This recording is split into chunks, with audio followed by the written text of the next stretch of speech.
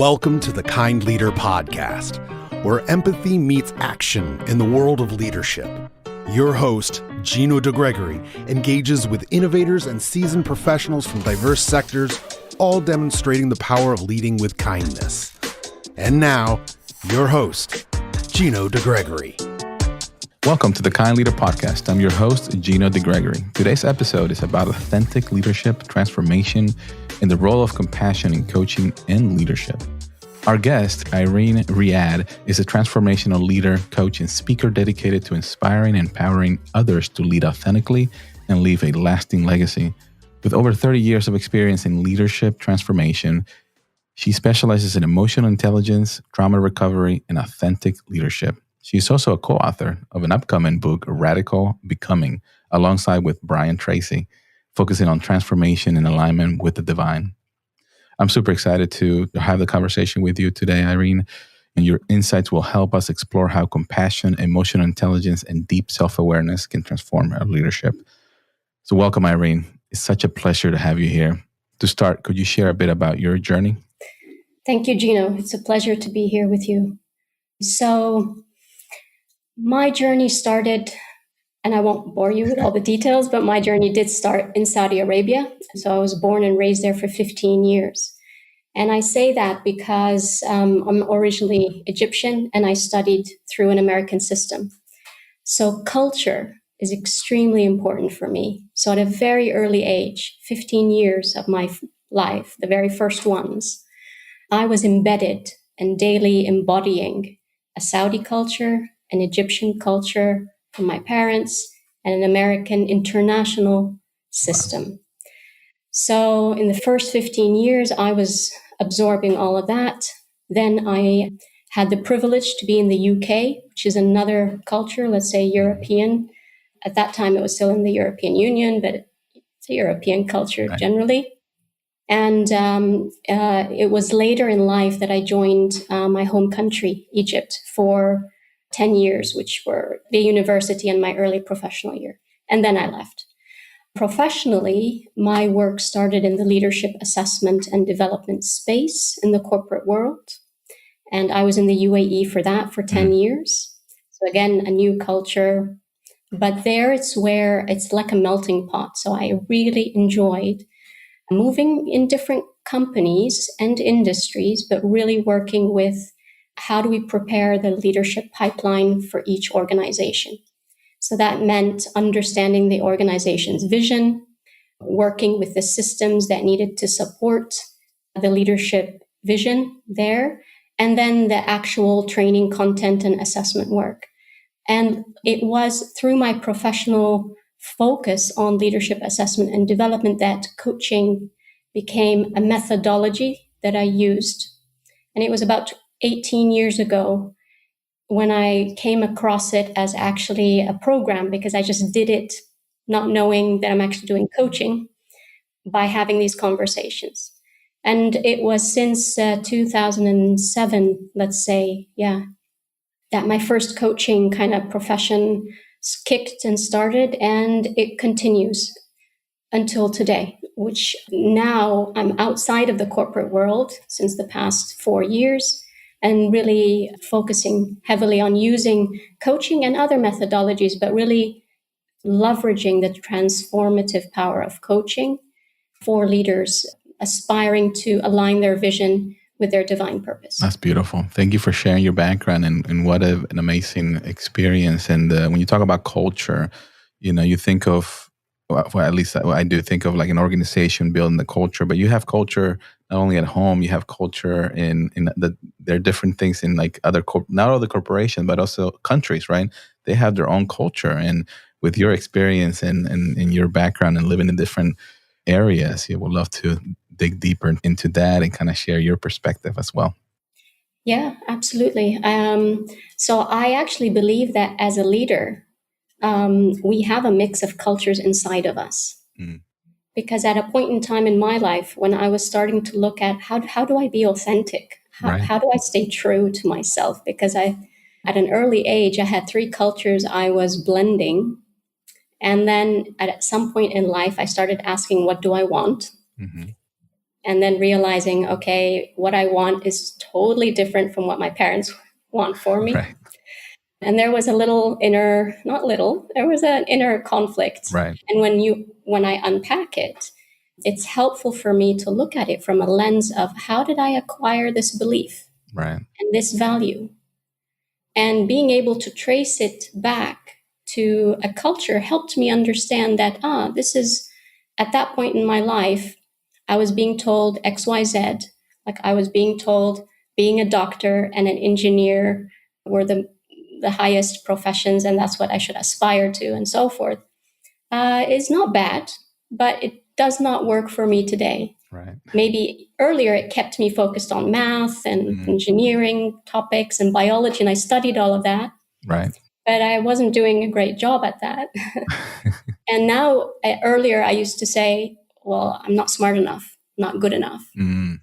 And today I say, no, it was just not meant for me. That's not how my brain works. That's exactly right. So I'm going to put a pin on that because I would love to unpack. But before we go deep into this conversation, the first question I'd love to ask my guests are, what does being a kind leader mean to you? Being a kind leader is being able to blend authenticity, so that being true to oneself, with decisiveness. So being able to say no and say yes in a way that is authentic. So it's polite, it doesn't harm anyone, and it does require compassion, because if I'm authentic and I'm true to myself and I do it in a way that doesn't harm anyone, I'm being compassionate, but I'm decisive because I would need to share my point of view. I may upset someone if they're not wanting to hear what I'm saying, but I'm saying it in a kind way. And I think these three elements are, I mean, there's much more in it because it's nuanced, but I think these three really give me like the three pillars if I try to put it into some model or something. I like it. Yeah, I'm always thinking of three things as well. So that's spot on, and how you kind of describe it from your perspective. At the end of the day is, everybody has their own definition, but it all comes down to kind of something similar, right? Being compassionate, being empathetic, being caring, and making sure you understand the other individual or the group of folks that you're leading, to ensure that you're not only taking care of them, but you are keeping them accountable for the things that they're supposed to be executing, not just at work, but also, it could be at home, it could be with friends, and that relates to all the different capacities there. Do you have an example growing up in the different areas on that you've seen kind leadership in action, whether that was done to you or you experienced it and shared it with others? Yeah. So I have my father comes to my forefront, and also a boss that I worked with and I really admired. Let me take the boss as example. I guess Sounds maybe good. the topic is more relevant.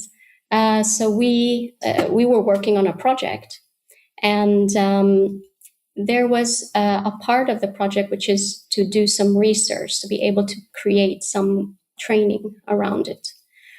Now, I was not trained enough. I don't have the curriculum creation capacity, could work on it, but it wasn't something that I had done before.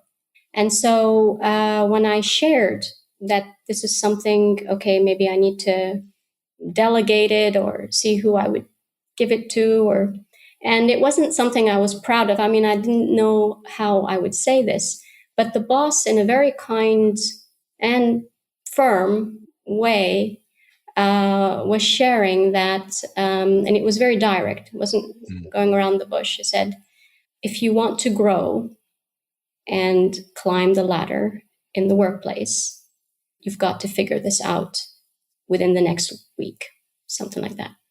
Gotcha. Felt like a big, slap in the face. Yeah. It was very direct, very in my face. And I think at that point, I did understand that there were two different cultures here. I was coming at it from a culture of, I don't want to put labels, but from a perception, if I share that I'm vulnerable in this area, somehow I will get support, or somebody would help me, or it Right. would pass on to someone else. Versus the other side felt it was not performing too well. But it was in a kind way, so more like toughen up, Right. find a way.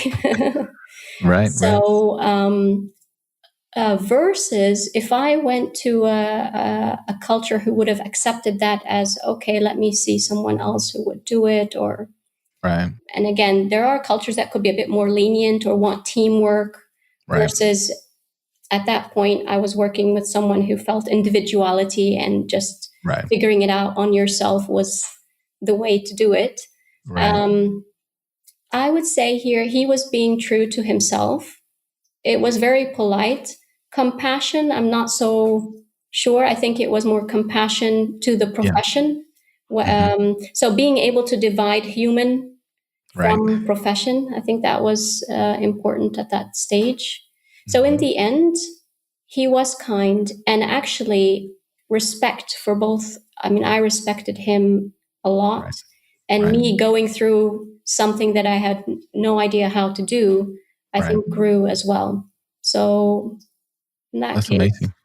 Yeah, it sounds like, he gave you the opportunity with being direct, and you can be direct in a very respectful and kind way, right? Just it's sometimes the fear of, as a leader, right? Like, oh, if I don't say it in a stern way, or if I don't do something in a particular way, people are not going to. But if you're crystal clear to provide a good communication, to provide that feedback to your, whether it's employer, colleague, or even your boss, right?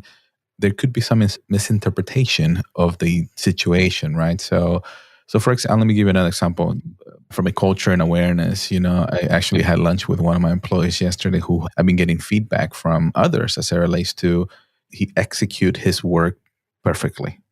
His challenge is the consulting side and not being aware of the environment, of the customer's environment. And he's very black and white. And this is what we're going to do. This is what we're going to do. And if the customer goes outside of that, he doesn't give the leeway, right? He doesn't it's allowed that, no, it has to be black and white. It has to be 1, 2, 3. And I said, instead of like approaching it at, hey, you're doing this wrong, or why are you doing this wrong? It was more like, I created a platform that was very direct. Hey, here's the feedback I'm getting. You're an amazing executor in doing your job in X, Y, and Z. There is an area, and I wanted to get your thoughts. Do you feel like you have the right tools to execute and truly understand and get to the understanding of a customer? And he thought, it's like, actually, that's a good point. I really don't. That's an area that is missing, right? And I said, perfect, because I think that's an area that is an opportunity for us to grow together. I can either mentor you, I can provide the tools to allow you to expand on that consultant. And now imagine, now you can execute with the skills that you have, and you add the consulting component to it, and you wrap that out, you become unstoppable.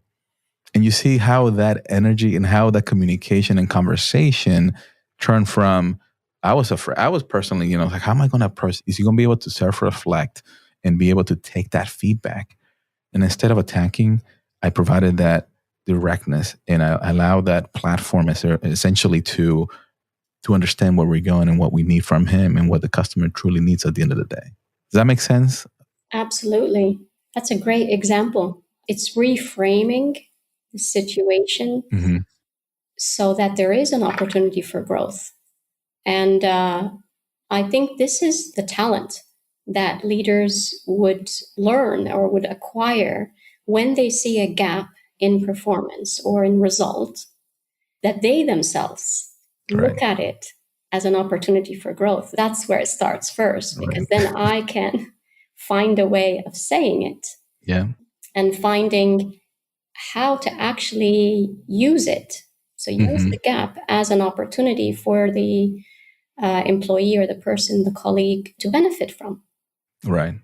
Like for me, I was like, man, how am I going to approach this conversation?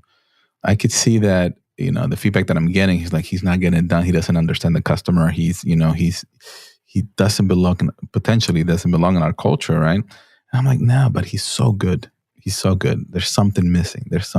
So I really thought about it and meditated. Like, okay, and thankfully, it went well. I had a great conversation. So just wrapping it up as it relates to your definition of kind leadership, your example of the boss, right? And I'm not saying I'm perfect. That was just something that I just experienced it now. So I figure I share with the audience and with you that could help somebody else as they're listening to this episode. So one of the things as I was doing research and we chatted before, the MOSAIC Integral Leadership System, I believe is a framework, right, that you've created that allows the integration of the mind, body, and soul and spirit. I'm curious about that. You mind expanding a little bit more on that, how you came up with it and how you're incorporating it with your customers? Yeah, absolutely. So I think it's the MOSAIC Integral Leadership System is like a blend of the dimensions that I use in any coaching journey that I go on, whether it's a business leader, a corporate leader, personal, professional. And the dimensions are 7, and they are the acronym of the word mosaic. And the mosaic is the metaphor also, where I say these parts are inside of us. So the M is around the mind. And a lot of the work is helping the leader recognize the voices that we have in our head, the thoughts that come up. Some are conscious, so we hear them. Some we actually don't realize that it's a thought. We think it's a fact and we think it's us. Right. So really spending time and slowing down sometimes, and it happens in the sessions themselves when conversation and we pick whatever that thought came up. Usually it's a critical one, a judgmental one, and something that causes a reaction in us. But thoughts then cause something happening in the O, the operating system, which is, I say, it's just the body. Right. So helping the leader realize, when someone says something I don't like or it hurt me, I feel it in a certain way. Now, we often override what the body feels or we don't think about it. But noticing the body is important because we know now from neuroscience that the body sends almost 80% of the messages to the brain versus not the opposite. So usually I felt something before I've actually thought a thought. And that's the O. The S is where our soul and spirit. And that could be easily just saying purpose, the heart. Right. But if someone is ready to go a bit more spiritually, yes, there could be a little bit more connection to why am I here? And then that could take on another conversation. But a purpose really is something you're working for that's just more than just for yourself. So it doesn't have to be anything grand, but it's that connection that you are doing work that's affecting so many people. The A is the alignment. How are you aligning that courageous action? So stepping out of your comfort zone. How is that thought aligning with how you're feeling about it in your body? Because we have to overcome some discomfort, but align. If you're aligning, then you're on the right track. And if it's serving a purpose that you've identified, then you're on the right track. Whether it feels good or not, that's not the metric. Right. So the MOS and the A is the alignment. I bring here identity. Oftentimes when I work with leaders, whether it is about overcoming burnout, realigning their leadership brand, how do they make decisions better? There is a point where understanding whom do they want to be, this identity. And there's who am I, which is also 2 big questions. Right. But I generally try to understand from the leader, who are they becoming? So we have a vision, and then that could take a couple of conversations, because whom are they becoming? Often we don't think about it. We kind of become, but we don't really think about whom are we becoming? Yeah. We may have a vision of what we want to do, but not many actually have a vision of whom are they becoming. And so this is important in the whole system, because if you are identifying yourself as a courageous, authentic, kind leader, then let's think about what are the thoughts of that leader? What would they think on a day-to-day? How would they think about themselves? How would they walk? What's the presence of their energy, their body? Is it dynamic? Is it slow? And it's different for each person. And the C is around community. So when you bring your thoughts, body, and purpose or soul aligned to whom you're becoming, your identity, oftentimes what evolves is actually that purpose impacting community, friendship, community, other people. And that's where I named it an integral leadership system, because it's integral from the sense of these are like parts of a mosaic that one by itself does not show you the picture, but when they're connected, it's a beautiful masterpiece. And I think we are each a mosaic masterpiece if we pay attention to our parts and are kind enough to appreciate each part, the good ones, the bad ones, the not so good ones. Right. We'll be amazed that we are such a beautiful creation.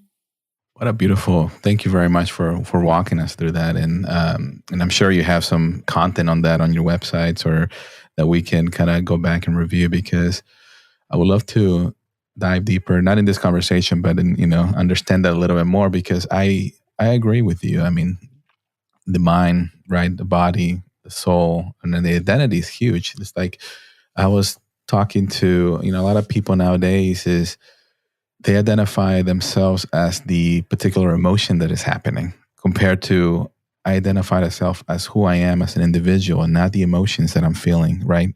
Not the surrounding of my environments, right? Whether it's good or bad, right? I came to this world with a purpose, right? And finding that purpose, finding that heart, right? And you were talking about it's the journey, I believe. And I think a lot of people, especially through, I can't believe COVID is going to be, 5 years here pretty soon. And there's a lot of transformation around that time. It allowed the world to slow down. So when you slow down, you start living in the now and the present, and you're not worrying about what's going on around you so much, or what's going to happen in the future, or reliving the past, right? And I grew up a lot this past 5 years. I mean, just leveraging your MOSAIC framework there, I was able to truly get into my mind and take a step back. And it was like, what are these thoughts, right? What are these things that are happening that are just talking to me? Yeah, where are they coming from? And it allowed me to give me a different perspective. I started meditating some more. I started going deeper into, even in my meditation, one practice that was beautiful is like, okay, close your eyes and now picture yourself seeing yourself and elevating yourself. Now you're bigger than your house, or above your house, and above the, and that exercise of taking yourself away, just in your mind, right? Taking yourself away from the body, right?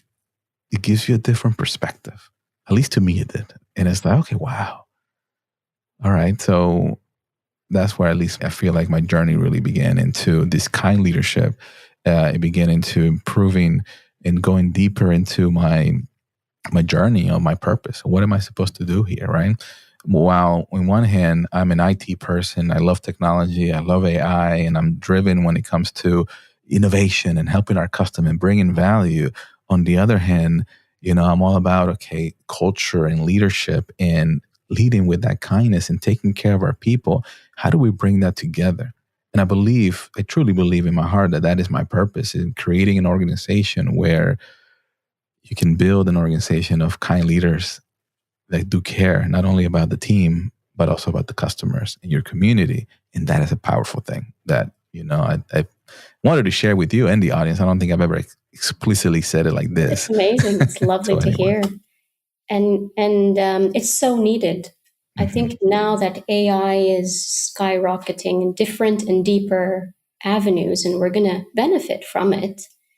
And at the same time, humanity, that elevating our own consciousness of who we are, right, is equally important, so that we have the ability to consciously create with AI. Right. Not let AI lead us into avenues we don't want to go. Right. But actually be working from a place where we can do so much good with it. Absolutely. Yeah. Because like everything, it has an opposite, a dark side. Yeah. like all of us. Right. And when we are aware of, on a personal level, if I'm aware of my dark side and I accept it and I work with it, Right. it's the same on a collective level. As humans, yes, we are in a body, but we are in essence soul. So we are Right. much far powerful. Right. So absolutely, I totally agree. And I think people, as I'm doing some more studies myself, as it relates to the soul. So, I've heard, this is quoting other people. It's like we are souls in the body rather than the other way around. We are souls in the body. I mean, this can go further because our soul is connected to the one, right? Source, the one source, and in many ways, the one source is within us. Right. So this integral piece. I mean, we are part of the whole, and we are the whole. Right. So the paradox is in life, and this is one of the.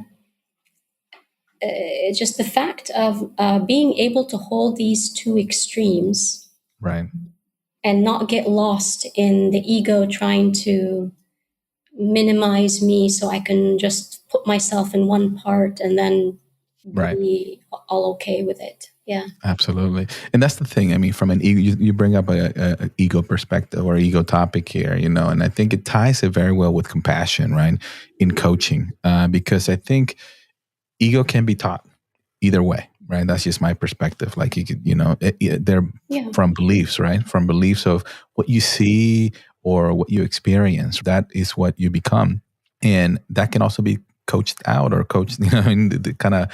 So from being a compassionate coach, especially from a kind leadership, I think that's a key element that we need to have as individuals, right? And when I say coach, it doesn't mean it has to be a boss. We can be you can be a coach for a colleague in a way that you have a different perspective. So what are your thoughts on that? And how can people really invest in work towards that being compassionate leader as well, or compassionate coach, I'm sorry. Key number one is start to question how compassionate I am to myself, because we can only be as compassionate to others as to ourselves. That's number one. Second is to know that compassion, which is the reduction of judgment, is actually the foundation for healing. So there's a lot of work out there by Dr. Gabor Mate, Peter Levine, Dr. Basil Ankerkock, I think that's his last name, where compassion is actually, when given to someone, their defense systems, their fight and flight systems are calmed down. They don't need to be guarded. And so if someone feels that you're not judging them, you're just you don't have to agree, but just accept that they are angry or accept they have a different point of view and they just don't agree with you. Right. That's compassion, lending that I accept what you say and I have a different opinion. So they can go together. But as long as I don't show that I'm judging you, I've put a label on you, then the other person actually has the ability to open up and actually have a conversation.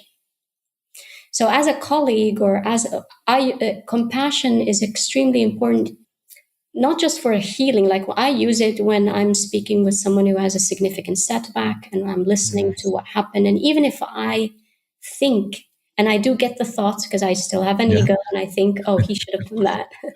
I quiet that down because I was not in that situation. And I am not that person. And then I start just to accept, okay, this has happened. So noticing as a person who's doing any type of coaching conversation, notice how often you judge and hold that back. It's not easy.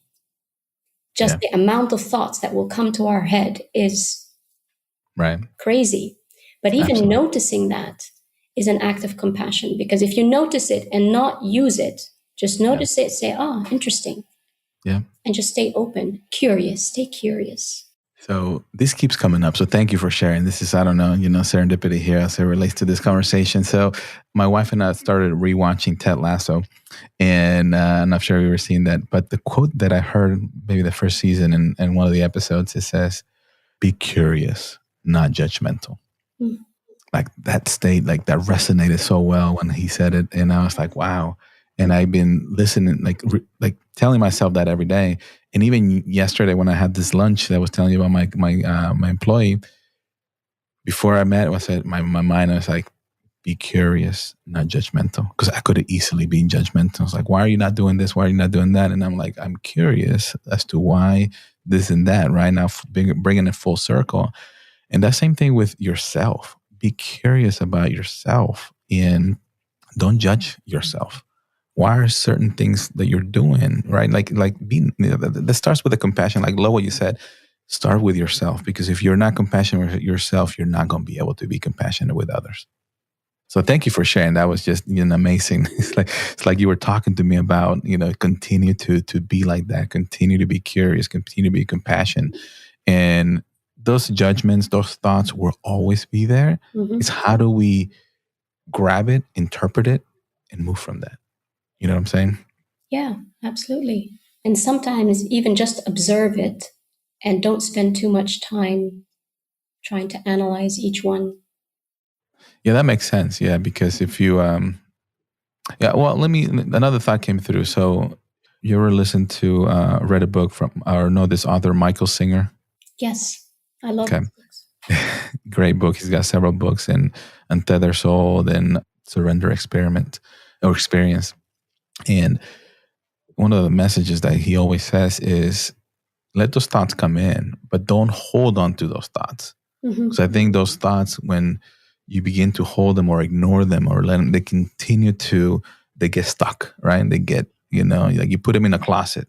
And just think about in your house, right? You put all this dirty stuff in the closet, you keep putting it in there, it just becomes this toxic spot, right? Yeah.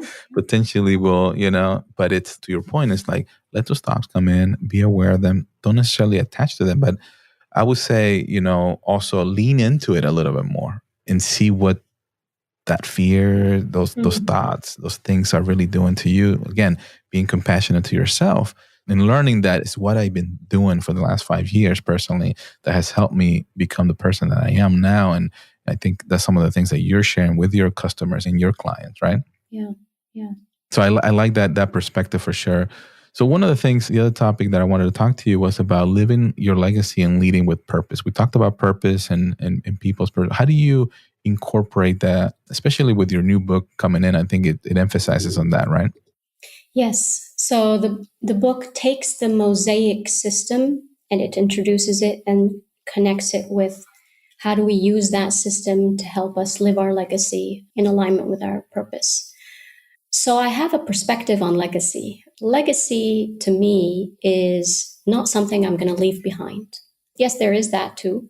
But when I look at legacy and how I bring it into the work, I see legacy as something present. You're living today. You're living now. Yeah. And I actually see you, the person who is my client, as the legacy. Mm-hmm. What they do on a day-to-day basis is leaving an impact on the people that are around them. I think society has connected it to something grand and fortune and wealth. Right. There's a place for that. But I think it has excluded then everybody thinking that, okay, then what do? I'm not going to leave a legacy or leave a legacy to whom. And I actually started thinking when I did my own deeper work, like, who am I? What am I here to do? And it kept coming back to me that I am here to do legacy work now. Mm-hmm. And I played with that. Like, how do I do legacy work now when I'm alive? So legacy is about showing up fully, owning your gifts, taking ownership of your purpose, and putting it to work. We're all called to show up fully. And a legacy is not going to be born without someone identifying themselves as a legacy. Right. Not out of pompous pride and all that, but with humility. Knowing that there is so much good that I can do, you can do with the gifts that you have. Every person I connect with and speak with, I am touching their life. I'm touching their heart. I leave something with them. I leave my energy with them. Yeah. And that's legacy. Legacy is in the people we connect with. So from that sense, I talk about legacy. You are your legacy and you're living your legacy now. Whatever you leave behind, you're leaving it in the hearts of people.